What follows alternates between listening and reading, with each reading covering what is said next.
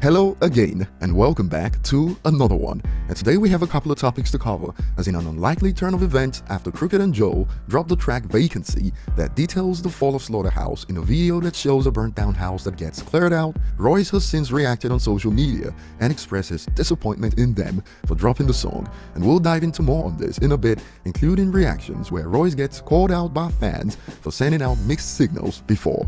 We also have more on Eminem and Shady Records, and just as I predicted, after Bang dropped, Eminem is now getting blamed for how he's handled Conway after Conway's major label debut, God Don't Make Mistakes. And before we dive into the details, if you enjoy content like this, don't forget to hit the like button, subscribe if you're new, and find me on social media at ETLifestyle_web. So on the song Vacancy, Crooked and Joell detail the Slaughterhouse story, and Joel's verse includes this in quotes: Royce said he ain't doing the three-man without Joe, but Joe said he retired, so how the hell is supposed to go?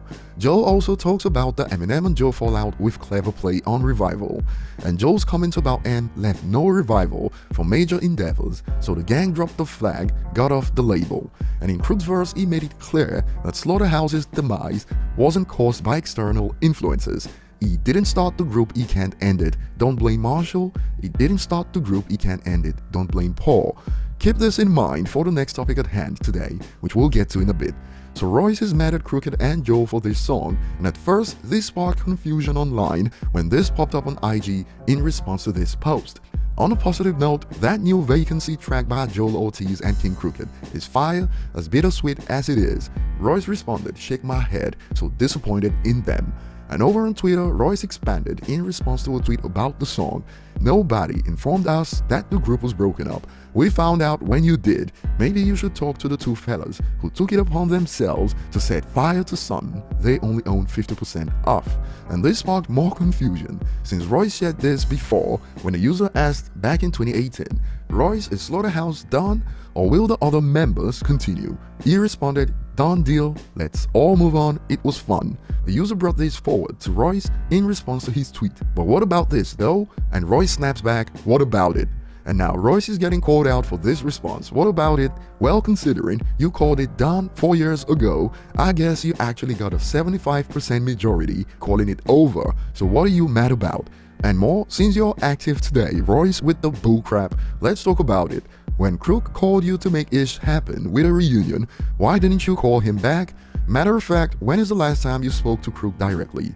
And more, bro just got proven wrong, now he's getting angry instead of just accepting the fact. Facepalm emoji. Not the way to go, Royce.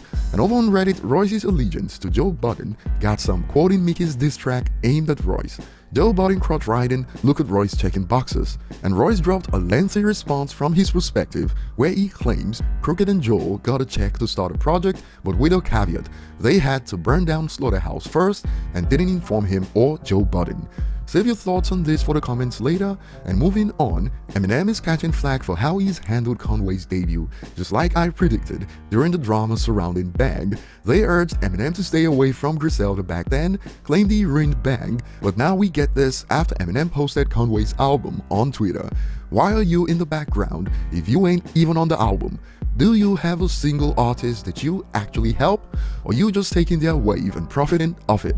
And thankfully, there's more informed people on the situation. He gave Boogie a music video and so on. He got ish for his last Conway feature, and Griselda have been disrespectful. He don't like them, they don't like him. The last part explains Griselda's fan base and their feelings towards Eminem, since M and Conway are cool. And to that take, blaming Eminem and other ads, taking their wave and profiting off it. Do you guys know how record labels work? Or, now remember, I told you guys to keep Crooked's lyrics in mind about how external influences aren't responsible for Slaughterhouse's demise. Check this out in response to Eminem. Royce brought you Slaughterhouse and Griselda, you fumbled both. Don't get me started on mishandling Boogie as well.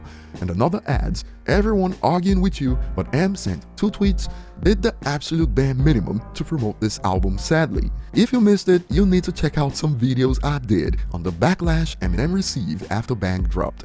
These people aren't just clowns, they are the entire circus. And to this a user reacts, since when does Eminem have to promote people who go to Vlad's show to badmouth him? You guys are getting funnier every day. To be fair, Conway already apologized for his comments, we covered it recently, but I'd add that the real blame lies on the vocal Griselda fanbase on social media, who are totally responsible for holding back the group from mainstream success as they urged Eminem to stay away. They got what they asked for, but still complain, just like I predicted. When it comes to the record business, we all know Paul Rosenberg, co-founder of Shady Records, is the savvy one. His resume is incredible, but people often completely ignore Paul to have a go at Eminem like he makes all the key decisions. But over to you guys, what are your thoughts? Thanks for watching, and see you on the next one.